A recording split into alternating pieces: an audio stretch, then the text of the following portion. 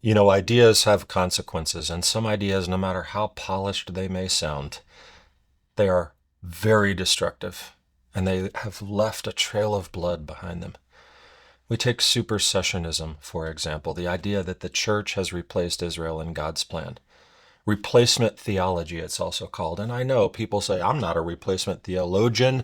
I don't believe that. My church doesn't teach that. The problem is people don't even realize how baked in it is to much of the theology that they're exposed to, that the Jewish people are no longer God's covenant people, that the calling has been transferred, handed off to the new kid in town. And it may sound just like a theological position, but history tells a dark story about what this idea did, the groundwork that it laid for centuries of Christian anti-Semitism, fueling the writings of early church fathers who hated the Jews.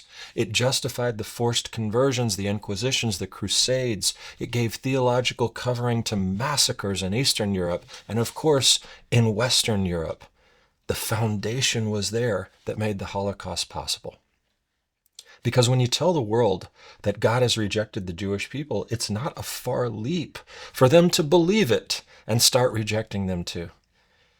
Amazingly, though, in modern Christian theology classrooms, replacement theology, supersessionism, it's not being taught against or debunked. It's simply being rebranded, covered over, fulfillment theology or covenant theology. And the name can change, but the damage will be the same. And the truth is this: if God could cast off the people he called his firstborn son in Exodus 4:22, what hope do you have that he won't cast you off too? But he hasn't done that to Israel. Paul says in Romans 11, the gifts and the calling of God are irrevocable. God is faithful, not just to you, not just to the church, but to Israel. And theology is more than words on paper. It shapes hearts, it fuels actions, it builds nations and people, or it can burn them down.